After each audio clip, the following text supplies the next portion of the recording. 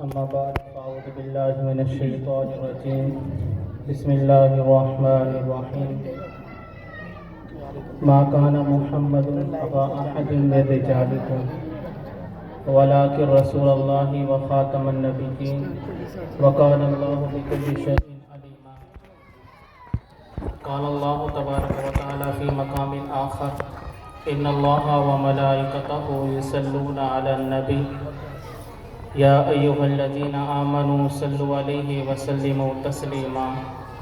بآواز بلند پیارے نبی حضرت محمد عربی صلی اللہ علیہ وسلم کی بارگاہ میں صمیم قلب کے ساتھ درود و سلام کا نذرانہ عرض کر لیں.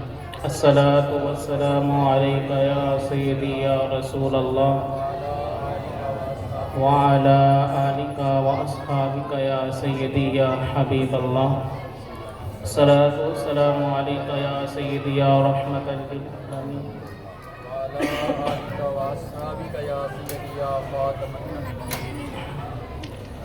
اللہ تعالیٰ کی حمد و ثنا کے بعد اس کے پیارے نبی حضور نبی اکرم شفیع امہ رسول محتشم اللہ کے پیارے امت کے سہارے رب کے محبوب دنائے غیوب فخر عرب و عجم والی کون و مکان سیاح لامکاں سید انس و جاں سرور لالا رخاں سرنشین مہوشاں ماہ خوباں شہنشاہ حسینہ تتیمہ دوراں سرخیل زہراں جمالاں جلوہ صبح ازل نور ذات لم یزل باعث تکمین عالم فخر آدم و بنی آدم نیر بطحا رازدار ما اوحا شاہد ما طغا صاحب علم نشرہ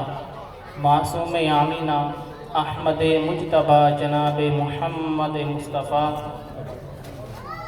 صلی اللہ علیہ وسلم کی بارگاہ میں درود و سلام کا نذرانہ عرض کرنے کے بعد حضرت ذی وقار ذی عزت و ذی احتشام السلام علیکم ورحمۃ اللہ وبرکاتہ.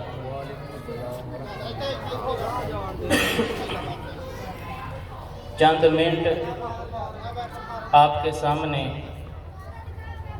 گفتگو کرنے کی سعادت حاصل کروں گا. اللہ رب العزت کی بارگاہ میں دعا ہے اللہ تعالیٰ میری زبان پر کلمہ حق جاری فرمائے اور مجھے محبت سے بیان کرنے اور آپ کو محبت سے سننے کی توفیق عطا فرمائے. حضرات گرامی، ایک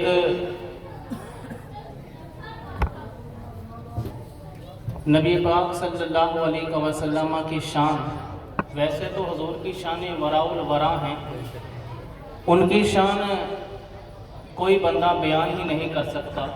جس نے بھی قلم اٹھایا نا آخر پہ یہی لکھا لا یمکن الثناء کما کان حقہ بعد از خدا بزرگ توئی قسم. زندگیاں ختم ہو گئی اور قلم ٹوٹ گئے، آقا تیرے اوصاف کا ایک باب بھی پورا. لیکن ہم اپنے پیارے نبی صلی اللہ علیہ وسلم کی بارگاہ کے اندر اپنی حاضری لگوانے کے لیے حضور علیہ السلام کی ایک شان میں آپ کے سامنے بیان کروں گا. اللہ تبارک و تعالیٰ کی بارگاہ کے اندر دعا ہے کہ مجھے حق سچ بیان کرنے کی توفیق عطا فرمائے. اگر آپ کی توجہ ہو، اگر آپ کی توجہ ہوگی تو مجھے بات کرنے میں آسانی ہوگی. اور میں اکثر یہ بات کہا کرتا ہوں جو میری بات نہیں سنتے کہ اثر کرے یا نہ کرے سنو تو لو میری فریاد، نہیں ہے داد کا طالب یہ بندہ آزاد. یہ نہ دیکھیں بات کون کر رہا ہے، یہ دیکھیں بات کس کی کر رہا ہے. اب ذرا سبحان اللہ بولتے رہنا. یہ نہ دیکھیں بات کون کر رہا ہے، کون سی ذات کا ہے اور کون سی برادری کا ہے، یہ دیکھیں بات تو میرے نبی کی کر رہا ہے. تو صاحب میری بات نہ سنیں نہیں سننی، لیکن حضور کی باتیں تو سننی ہیں. تو انشاءاللہ تعالیٰ حضور علیہ السلام کی ایک چھوٹی سی شان تو چھوٹی نہیں لیکن اس کو مختصر انداز کے سامنے آپ کے سامنے رکھوں گا۔ میرے آقا علیہ السلام کی ایک شان یہ ہے کہ بھئی اللہ تعالیٰ نے میرے نبی کو آخری نبی بنایا ہے۔ اس کے اوپر تو ہم سب کا عقیدہ ہے نا، ایمان ہے نا، بلکہ ہمارے ایمان کی جان ہے۔ بھئی میرے نبی آخری ہیں، میرے نبی کے بعد کوئی نبی، اور بولے نا یار میرے نبی کے بعد کوئی نبی نہ تفسیری نبی آ سکتا ہے، نہ تشریحی نبی آ سکتا ہے، اور نہ ہی تفصیلی نبی آ سکتا ہے۔ کسی قسم کا کوئی نبی میرے آقا علیہ السلام کے بعد نہیں آ سکتا، کیونکہ کہہ گئے ہیں ہادی لا نبی یا بعدی۔ میرے آقا علیہ السلام نے فرمایا انا خاتم النبیین لا نبی یا بعدی، فرمایا میں آخری نبی ہوں، میرے بعد کوئی نبی نہیں آئے۔ اور یہ تو ہم سب کا عقیدہ ہے یا نہیں؟ بلکہ ہم جب کلمہ پڑھتے ہیں نا تو کلمے کے اندر بھی صمیم قلب سے اسی بات کو اقرار کرتے ہیں کہ لا الہ الا اللہ محمد رسول اللہ، کہ اللہ کے سوا کوئی معبود نہیں اور محمد صلی اللہ علیہ وسلم اللہ کے صرف رسول ہی نہیں بلکہ آخری رسول، آخری نبی ہیں حضور علیہ السلام۔ اور یہ ایسی شان ہے میرے نبی کی جو کسی اور کو اللہ تعالیٰ نے عطا نہیں فرمائی، بس تیرے اور میرے نبی کو اللہ تعالیٰ نے یہ شان عطا فرمائی ہے کہ بھئی حضور کو آخری نبی بنایا۔ حالانکہ اللہ تعالیٰ نے اس زمانے کے اندر، اس کائنات و رنگ و بو کے اندر 1,24,000 کم و بیش انبیاء اور رسولوں کو بھیجا، لیکن اللہ تعالیٰ نے کسی کو بھی تاج ختم نبوت عطا نہیں فرمایا، لیکن تیرے اور میرے نبی علیہ السلام کو عطا فرمایا۔ یہ اکیلی شان میرے آقا علیہ السلام کی۔ حالانکہ حضرت آدم علیہ السلام بڑی شان والے ہیں۔ حضرت آدم علیہ السلام کو اللہ نے صفی اللہ بنایا ہے، مسجود ملائکہ بنایا ہے، سارے فرشتوں سے سجدہ کروایا ہے، لیکن تاج ختم نبوت عطا نہیں فرمایا۔ حضرت نوح کو نجی اللہ تو بنایا ہے، اپنا پیارا نبی تو بنایا ہے، پر تاج ختم نبوت عطا، اور بولے نا تاج ختم نبوت عطا۔ حضرت ابراہیم کو خلیل اللہ تو بنایا ہے، اپنا پیارا دوست تو بنایا ہے، آگ میں جلنے سے تو بچایا ہے، پر تاج ختم نبوت عطا۔ حضرت اسماعیل کو ذبیح اللہ تو بچایا ہے، چھری سے ذبح ہونے سے تو بچایا ہے، پر تاج ختم نبوت عطا۔ حضرت موسیٰ کو کوہ طور پہ بلا کے کلام تو فرمایا ہے، کلیم اللہ تو بنایا ہے، پر تاج ختم نبوت عطا۔ حضرت عیسیٰ کو روح اللہ تو بنایا ہے، کلیمۃ اللہ تو بنایا ہے، حضرت عیسیٰ علیہ السلام سے مردوں کو زندہ تو کروایا ہے، لیکن تاج ختم نبوت عطا نہیں فرمایا۔ لیکن جب باری آئی آمینہ کے لال کی، عبداللہ کے در مختار کی، مدینے کے تاجدار کی، تو رب نے فرمایا ما کان محمد ابا احد من رجالکم ولکن رسول اللہ و خاتم النبیین۔ لوگوں سنو، میں نے تاج ختم نبوت ایک بنایا تھا، تاجدار بھی ایک ہی بنایا تھا۔ نعرہ تکبیر، اللہ نعرہ رسالت، یا رسول اللہ، یا رسول اللہ۔ میں نے تاج ختم نبوت ایک بنایا تھا اور تاجدار بھی، نہ کوئی دوسرا سر بنایا ہے نہ کوئی دوسرا تاجدار۔ یہ میرے آقا علیہ السلام۔ اچھا آپ بڑے صاحب فہم لوگ ہیں، سمجھدار پڑھے لکھے لوگ بیٹھے ہیں، مجھے بتائیں یہ تو عقیدہ ہم سب کا ہے نا کہ میرے نبی آخری ہے یا نہیں؟ اب مجھے بتائیں آخری کون ہوتا ہے؟ بولے نا یار آخری کون ہوتا ہے؟ جو سب سے آخر میں آتا ہے نا اس کو آخری کہتے ہیں۔ کس کو کہتے ہیں؟ اس محفل میں سب سے آخری وہ ہوگا جو سب سے آخر میں آئے، وہ چاہے لنگر کھانے کے لیے آئے ہوگا تو آخری نا بھائی، ٹھیک ہے نا؟ لیکن جو بندہ آیا ہی نہیں اپنے گھر بیٹھا ہوا ہے وہ آخری ہو سکتا ہے؟ اب بول نہیں رہے آخری ہو سکتا ہے؟ لیکن میری آقا علیہ السلام کی شان یہ ہے میرا نبی ابھی دنیا میں نہیں آیا تھا، رب نے پہلے فرما دیا تھا یہ میرا آخری، یہ میرا، ہم سب کا عقیدہ ہے کہ بھی میرے نبی آخری نبی، میرے حضور علیہ السلام کے بعد کوئی نبی نہیں آیا۔ آج بڑے مسئلے چل رہے ہیں اس کے اوپر کہ بھئی حضور علیہ السلام کے ختم نبوت پر بڑے حملے ہو رہے ہیں، میں نے اس لیے آپ کے سامنے یہ بات رکھی۔ اور میں کہتا ہوں لوگوں کیسی باتیں کرتے ہو، آج تم سوشل میڈیا کے اوپر آ کر مناظرے کے چیلنج کرتے ہو. میں کہتا ہوں نبی کو آخری ماننا یہ صرف انسانوں کا عقیدہ نہیں بلکہ جانوروں کا بھی عقیدہ. کن کا عقیدہ ہے؟ جانوروں کا بھی عقیدہ ہے بھئی حضور آخری نبی. حضرت عمر فاروق رضی اللہ عنہ الشفاء بتعریف حقوق المصطفیٰ جس کو قائی ایاز مالکی نے رقم فرمایا، اس کے اندر آپ تحریر فرماتے ہیں کہ بھئی حضرت عمر فاروق رضی اللہ عنہ اس حدیث کے راوی ہیں، روایت ہے، فرماتے ہیں کہ میرے آقا علیہ الصلوۃ والسلام کی مجلس لگی ہوئی تھی، محفل لگی ہوئی تھی، تو ایک اعرابی بندہ، ایک ہوتا نا اعرابی جس کو ہم اپنی زبان میں پینڈو کہتے ہیں، دیہاتی، ایک دیہاتی بندہ آیا. اور وہ کیسے آیا؟ قد سادہ دبا، وہ ایک گو شکار کر کے لے کر آیا. گو سمجھتے ہیں نا آپ؟ گو دیکھی ہوئی ہے؟ ہمارا تعلق تو دیہات سے نا، ہم لوگ کے بزرگوں نے بھی دیکھی ہوگی، بچوں نے بھی دیکھی ہوگی، اور یہ عام گردی آج کل کے گوسل کے اندر. قد سادہ دبا، وہ ایک گو شکار کر کے لے کر آیا، گو پکڑ کر لے کر آیا. اب وہ جو عربی، وہ دیہاتی جب میرے آقا علیہ الصلوۃ والسلام کی بارگاہ میں آیا تو حضور علیہ الصلوۃ والسلام محفل لگا کر بیٹھے ہوئے تھے صحابہ کرام علیہ رضوان کے پاس. تو اس نے نا صحابہ کرام کو یوں چیرا اور میرے حضور کی بارگاہ میں پہنچا. اور میرے حضور کی بارگاہ میں آنے کے بعد اس نے بڑا ہی ایک گستاخی والا جملہ بولا.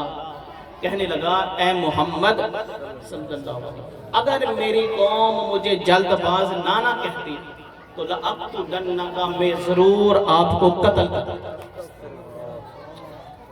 حضور کی بارگاہ میں صحابہ کی موجودگی میں حضور کو قتل کی دھمکیاں دے رہے تھے، اور وہ بھی حضرت عمر فاروق رضی اللہ تعالیٰ عنہ کی موجودگی میں کہ محمد اگر میری قوم مجھے جلد باز نہ کہتی میں آپ کو قتل کرتا.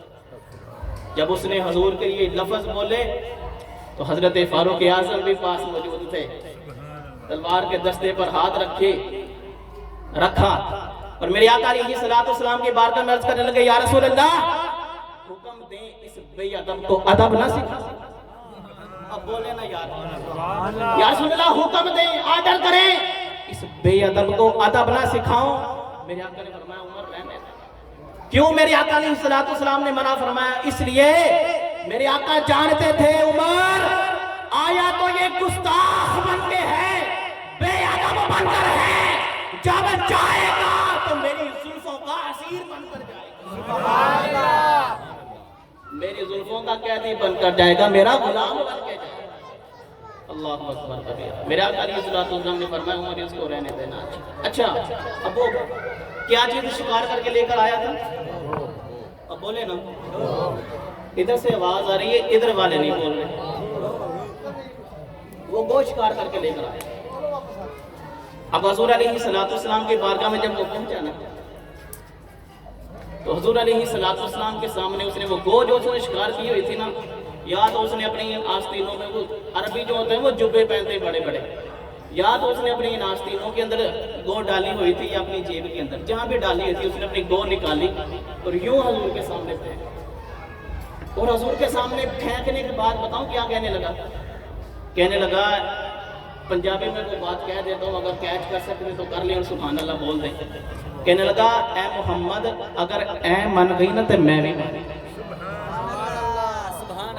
اے من گئی تے مجھے بتائیں گو بھی بولتی بھائی.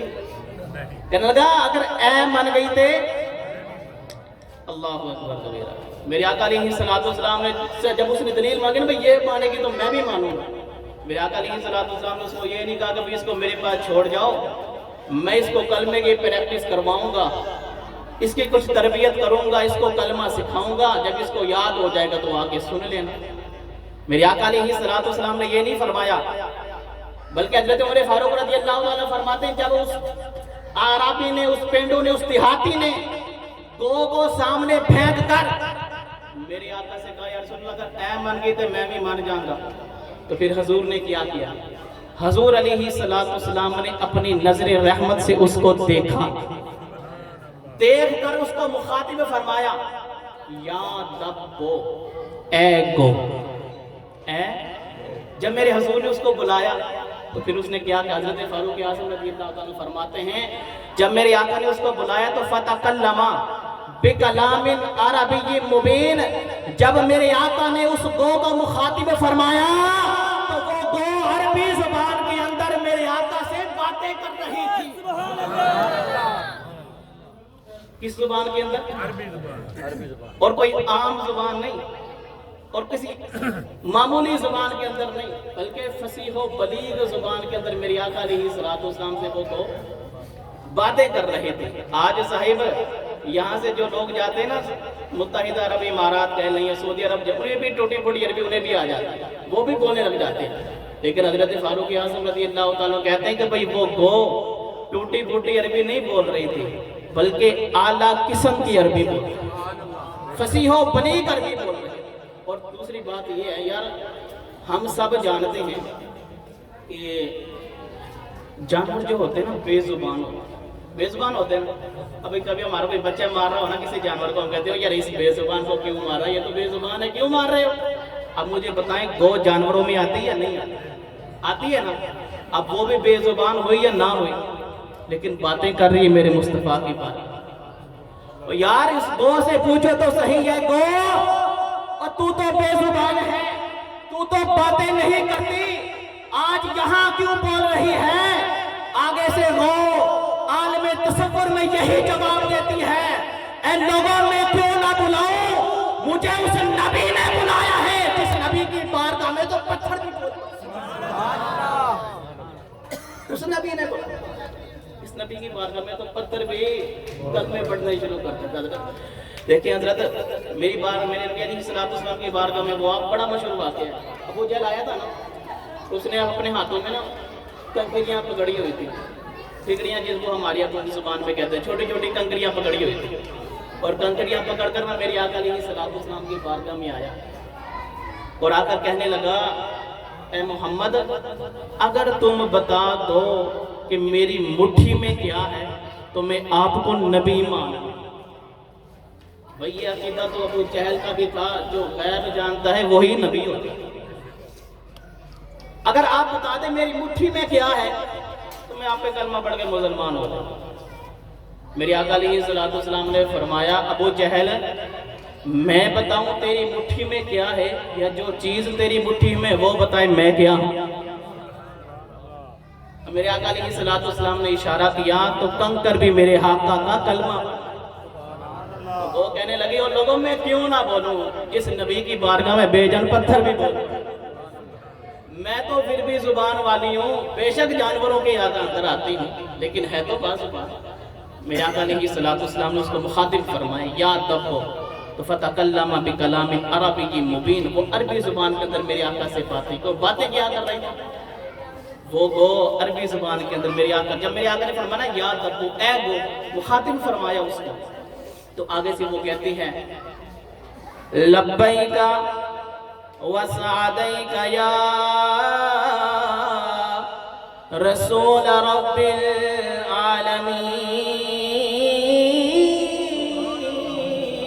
العالمین۔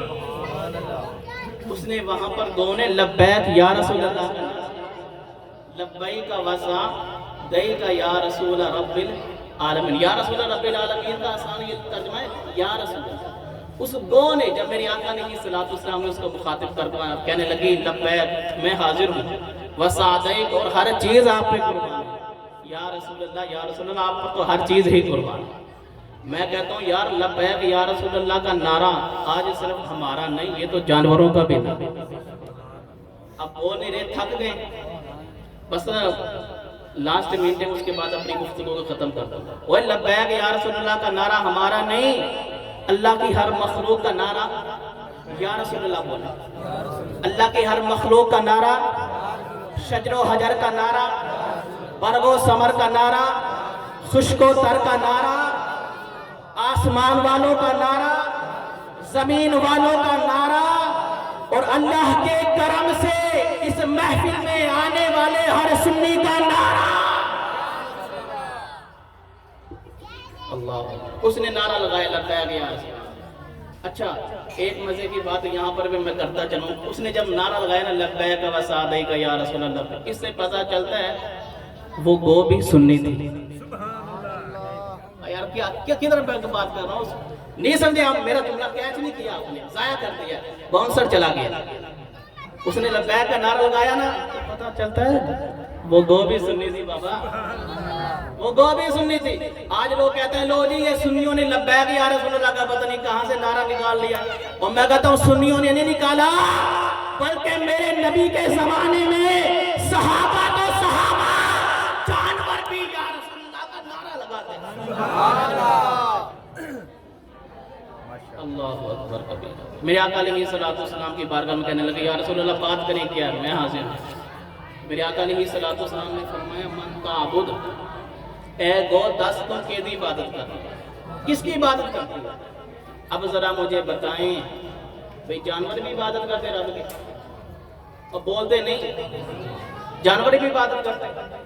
اگر انسان نہ کرے رب کی عبادت تو پھر اس کے اندر اور جانوروں کے اندر، جانور تو عبادت کریں رب کی اور انسان نہ کرے تو کس کیٹیگری میں آتا ہے انسان بھائی؟